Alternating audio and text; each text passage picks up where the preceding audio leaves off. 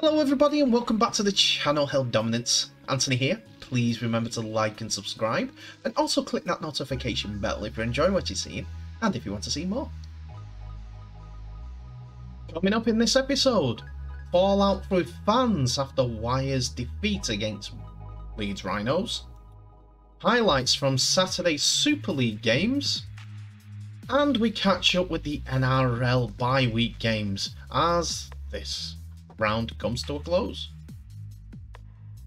Well, we start today in the Super League with two game highlights for you from one, West Yorkshire, well, North Yorkshire, and also France, as we see two games that were played between Castleford Tigers and Wigan Warriors at 2 PM at the Mendenhall's Jungle, while Toulouse took on St Helens in the second away game for the Saints in the French city. We'll come to the Saints game in a few moments, as the game in Castleford versus Wigan Warriors was played on Channel 4 for all eyes to see. What was hoping to be a really good game, as Wigan Warriors were still buoyed after their Challenge Cup win last week, and Castleford Tigers have sort of turned the corner and are very, very good at home, unbeaten this season at home. With that, here are the teams. First of all, Wigan Warriors, as we see that Cade Cust and Tommy Lulai are not included in the game. Cade Cust's right arm injury sustained last week keeps him out this week, and Tommy Lulai has been rested due to him just coming back from injury and was used rather sparingly in the game last week also. Jai Fields, though, that means Jai Fields gets shifted to standoff to partner Harry Smith, while Bevan French goes in at fullback. There's also changes in the forwards after Abbas Minsky moved onto the wing in place of Bevan French. In the forwards, we see Brad Singleton, Liam Byrne and Cade Ellis all start as the usual forward three, who interchange in the bench, with Willie Isa coming in. Sam Powell also returns after his 6-game ban. Brad O'Neill drops out of the squad altogether, while John Bateman is not in the squad due to family, best way to put it, family-related commitments. Also, Morgan Smithies drops out of the squad due to his 4-match ban. That means there's a place on the bench for Oliver Partington and also Joe Shorrocks to pair up with Patrick Mago and Ethan Havard. For Castleford Tigers, though, it was a bit of a surprise that Jason Carey drops out of the 17 as the inform winger, who was called up to Fiji squad just recently, has been in red-hot scoring form. But it's the re-emergence of Greg Eden for the second time this season, who has more than a try a game to his name in Castleford colours. Jake Marmon misses out due to a family bereavement and was allowed to go back to Australia earlier last week. But in the forwards, Liam Watts comes into the starting lineup in place of Danny Smith, who drops down to the bench, where we see Chase Blair has dropped out. Otherwise, it's as you were for the Castleford Tigers, who were defeated against Salford in the game a little over 2 weeks ago now. And we're early in the first half, and it's Castleford Tigers deep in the Wigan half, and a floated ball by Jake Truman finds his winger Greg Eden, who goes in for his 12th try of the season, 8th in Super League. It was a fantastic ball, well set up, just shipped to the left, and the overlap was there. Gareth O'Brien adds the 2 for a 6-0 lead to Castleford early on in the game. Cass came back, and the ever-eager Kenny Edwards did some individual brilliance and strength to dive over the line to put Castleford 12-0 up after O'Brien adds the extras.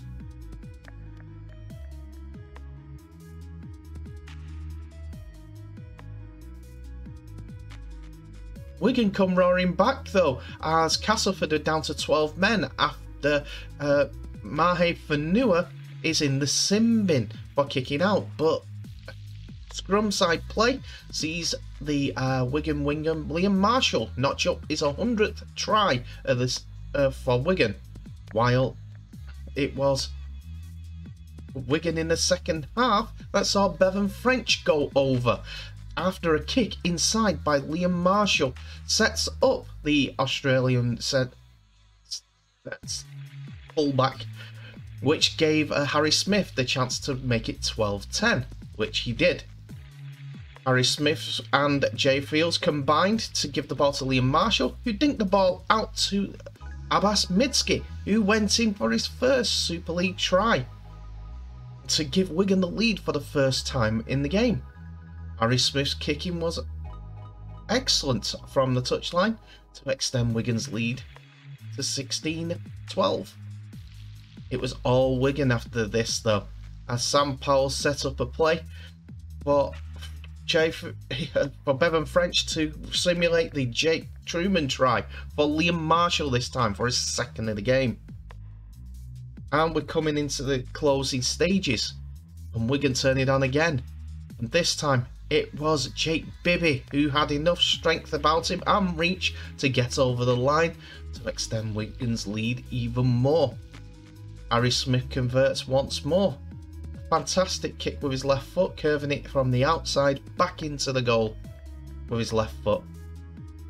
And the final say of the game went to Wigan's Mr. Dependable, as he could have passed out wide, but Liam Farrell got over the line for the final points of the game. And Wigan ran out deserved winners after Harry Smith converted, winning 32 points to 12 in Castleford.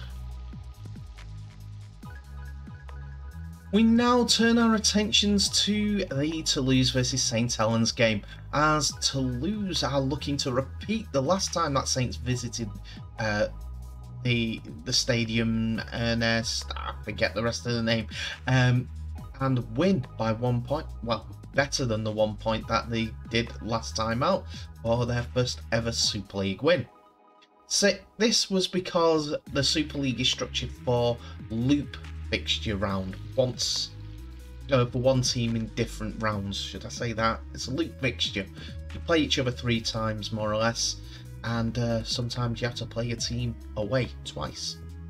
Anyway, Saints must have thought that the odds were stacked against them, as it was announced early in the game, well, early in the day, that the Toulouse versus St Helens game will be refereed by an all-French officiating team at the Stade Ernest Wellon. This was in response to travel problems affecting the RFL officials originally appointed for the game. That means it was a step up in competition for the French referee involved, Geoffrey Poumet, one of France's leading officials with experience at League One fixtures, who is also the member of the officiating team for Friday night's Super League match between Catalans Dragons and Huddersfield Giants in Perpignan. He goes on to referee the game, his first in Super League. Congratulations to him. The touch judges will be Stefan Vincent and Enzo Peire. The referee who was due to be in charge of the match was Liam Marshall with, Liam Moore, not the Wigan winger, Liam Marshall. Too many Liams in rugby league. Liam Rush, another one, with Stefan Vincent as the touch judges, who was originally slated to be involved as well. However, Moore and Rush have been victims of the widespread travel complications in recent days, with 3-hour delay to their scheduled flight in Manchester on Friday, causing them to miss their connecting flight to Toulouse, and further problems today, leaving them stranded in Munich. So they went to Toulouse via Munich. Are they getting ready for a beer fest or something? They're in time. Anyway, here are the teams. First of all, as you see there, Regan Grace is back in the St Helens side after overcoming the foot injury which he had at the beginning of the season and saw him re-injure in the Challenge Cup game against Barrow earlier in the season. Will Hapawate also returns, and he looks like that he's going to go at fullback. That means that Jack Welsby and Johnny Lomax will continue in halfbacks. Missing out is Mark Percival and Ben Davis due to injury. Well, Davis because he dropped out, and Percival more than likely because of injury. As we see Sione Matauti and Conrad Hurrell being the centres. In the forwards and on the bench, it's on change for the game that was already in place against Warrington. Walmsley, Leeds, Sirenham, Batchelor, Knowles, followed up by Lusick, who should be switching midway through the game with James Roby, Louis McCarthy-Scarsbrook, the recent extended contract Ignatius Passy, and James Bell completing their squad. For the home side, we see that Latrell Shumkel has dropped out of the 17 altogether, and Elias Bergal replaces him on the right hand side, where we also miss out on Paul Marcon, who was in good form for Toulouse before his injury. In the forwards, well, in the halves even, Lucas Albert and Corey Norman continue to create that partnership, while in the forwards, Maxime Stephanie drops out of the 17 in place of Dominic Peyrou, and Andrew Dixon partners him at second row, and Maxime Puech continues at loose forward. On the bench, we see James Cunningham, Jason Sangare, Harrison Hansen, and Joe Paulo completing the lineup. Going into the game, Saints started slowly, dropping the ball twice in their opening sets and conceding a penalty, which Chris Hankinson converted from 40 metres out to put Toulouse ahead on the 6th minute. But the visitors hit back almost immediately when Jack Welsby cut inside to release Morgan Knowles for a 30-metre dash to the line, shrugging off fullback Ollie Ashall-Bolt. Tommy Makinson was next over the line on the right hand side after the Saints stretched the Toulouse defence. It was a good setup played by Knowles, but Roby, Lomax and Will Hapawate put over the winger right in the corner, which unfortunately he couldn't convert to extend their lead. A clash of heads between Toulouse prop Daniel Alvaro and James Harrison Hansen, both leaving the field heavily bleeding, and Saints had Conrad Hurrell going over for a 40-metre run 7 minutes from half time, which stretched the champions' lead to 14 points to 2, with Makinson adding a simple conversion. In the second half, Toulouse forwards Hansen, who returned with his head injury patched up, strolled over for an early second half try, with Hankinson adding the extras to reduce the margin to 6. Saints went close a couple of times when the final pass was adjudged to be forward, but they were not to be denied when Welsby burst through a tiring home defence for a try, which converted by Makinson to give them extra breathing space.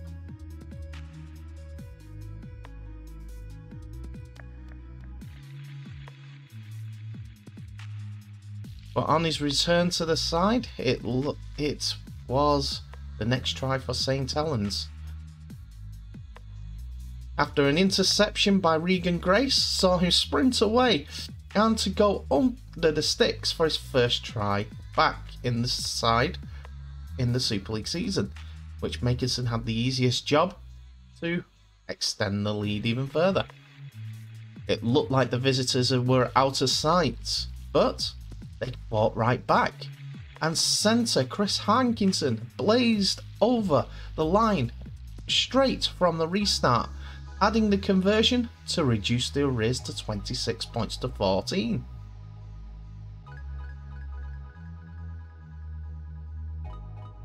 Makinson failed to convert, and Saints' first penalty of the game, contrasting to an astonishing 12 from Toulouse, but he succeeded with his second just before the hooter, setting the seal on his side's victory. The champions continue their march towards the top of the table as they beat Toulouse 28 points to 14.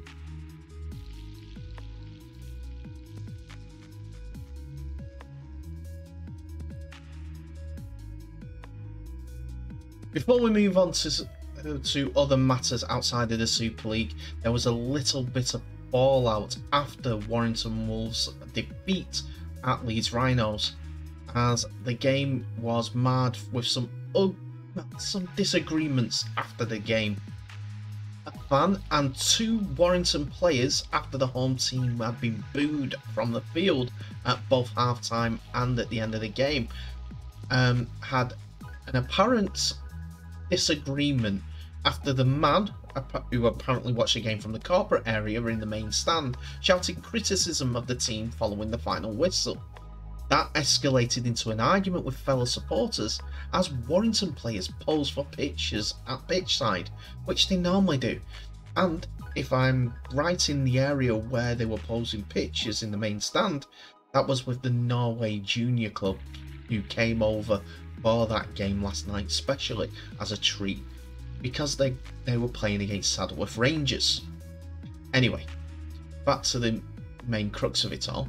It was Warrington forwards Ben Curry and Mike Cooper both allegedly became involved in the dispute after crossing the advertising hoardings, though the verbal exchanges didn't develop into anything more serious. It was Warrington's fourth successive defeat, and they dropped 2 places to 10th in the table in the process. Asked about the incident in the post-match press conference, coach Darryl Powell said, "I don't really know the full situation, but you never want to see that." And he understood everyone getting frustrated about the situation. People pay their money and want to see a winning team, and they have every right to vent their frustrations, but I don't think they have the right to get physical with anybody. I don't know whether or not that happened, but if it did, it shouldn't do. We can't have that. Players are putting their bodies on the line whether or not they're getting it right every time. We all want our fans to be happy and enjoy what they're seeing. It's inconsistent at the moment, and we need to make it more consistent. Powell, a former Leeds coach who joined Warrington from Castleford in pre-season, praised Leeds Rhinos' in-form player and also the team as in general, their captain, Cruz Leeming. He said in the same conference, "I thought Leeds played really well," he stated. "I don't think we handled Leeming well at all. Clearly, his performance was outstanding. He pulled us apart." Powell's press conference was halted by a fire alarm going off at the Hallowell Jones Stadium, meaning that everyone had to exit and safely so that any issues could be sorted out. Ironically, I know this is flippant, Rhinos fans had been chanting "Is there a fire drill?" after an exodus of home supporters in the final quarter of the match.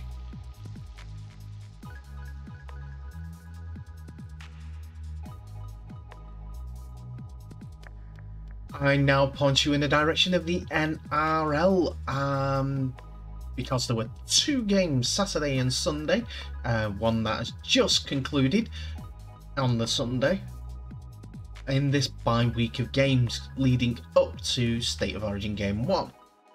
Those 2 games are Manly Seagulls versus the New Zealand Warriors, and the Canberra Raiders hosting the Sydney Roosters. And Saturday saw Manly and the New Zealand Warriors go at it to get a better feel of their seasons, as both teams have been very indifferent. Manly may be 3 wins from 3 at 4 Pines Park, having taken care of the Bulldogs, Titans and West Tigers, but this may be their toughest test without their state of origin and injury counterparts.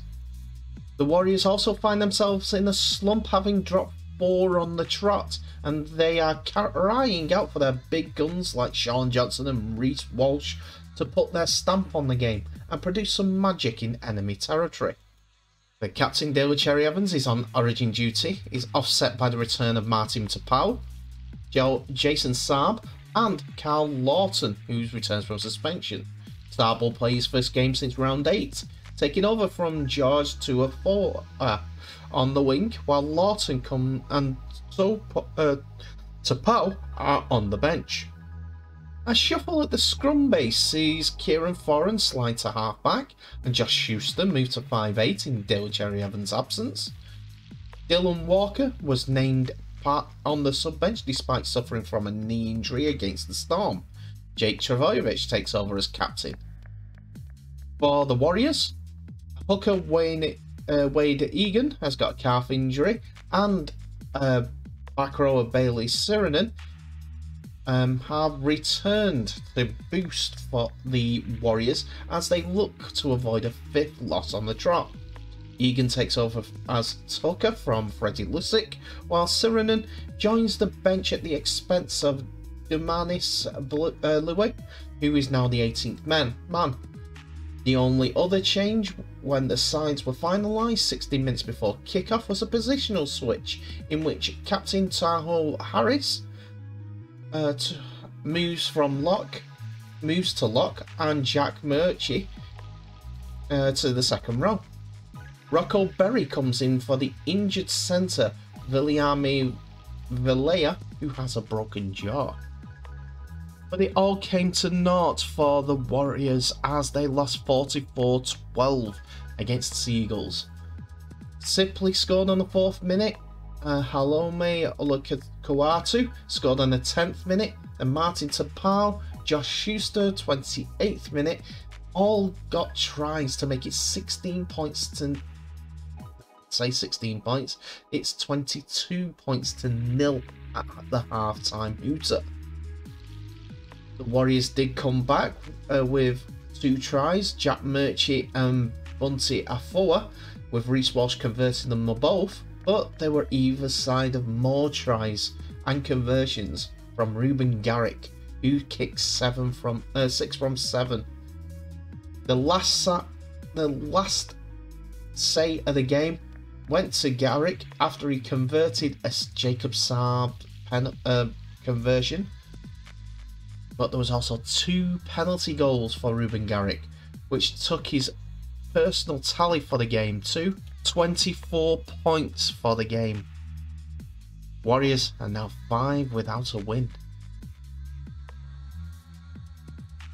Sunday's game saw Canberra Raiders face the Sydney Roosters, as the Roosters are coming off an impressive win over the Shark, but the absence of James Tedesco, Lindsay Collins and Daniel Tupou on origin duty makes the task of winning in the nation's capital that much tougher.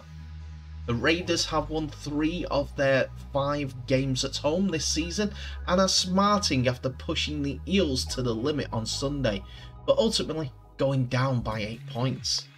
These 2 sides have engaged in some epic battles in recent years, dating back to 2019's Grand Final, when a fair dash of controversy surrounded the Roosters' victory, and Raiders' Jack Whiten made a rare honour of collecting the Clive Churchill Medal in a beaten side. Whiten and Papali'i will miss Sunday's game as well on origin duty, leaving the Green Machine without 2 vital cogs as they look to stay in contention for a top 8 finish. And with that, here are the teams. James Schiller has been promoted to the interchange bench for the Raiders in place of Corey Hawara Nara. Matt Frawley plays played 5-8 in round 9 and 10 when Whiten was suspended, and he gets the number 6 jersey again, while Corey Horsburgh moves to starting prop. Trey Mooney also joins the interchange bench and will make his NRL debut. James Waheera-Hargreaves for the Roosters has succumbed to a hamstring injury and will be replaced in the front row by Fletcher Baker, with Siasua Takiyaho to be the other starting prop as Lindsay Collins is on Origin duty with Queensland. Joseph Suwali is expected to play despite picking up a head knock and joins the Blues squad this week. Joseph Manu shifts to fullback to cover for James Tedesco, while Kevin Nagama is the new centre, although he could swap with Billy Smith, who was named on the wing.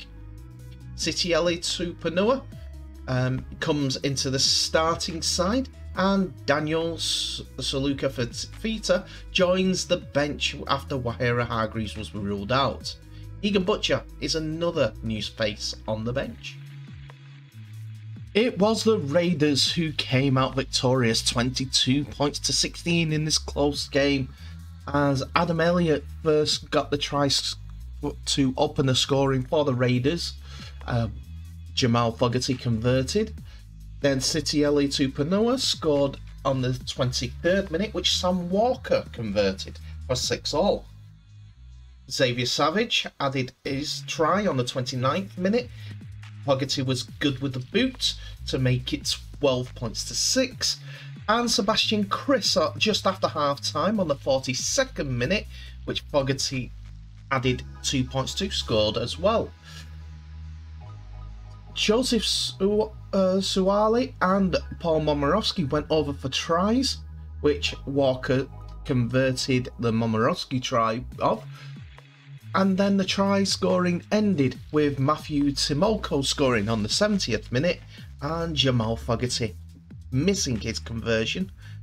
But it was enough for the Raiders to come out 22 points to 16 victors.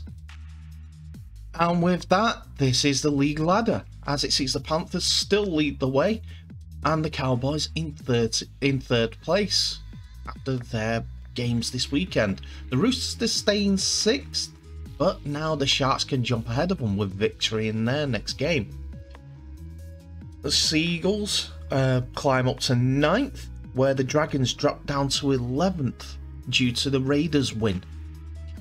New Zealand Warriors stay 12th, and the Titans drop down to the 15th due to their defeat on points differential.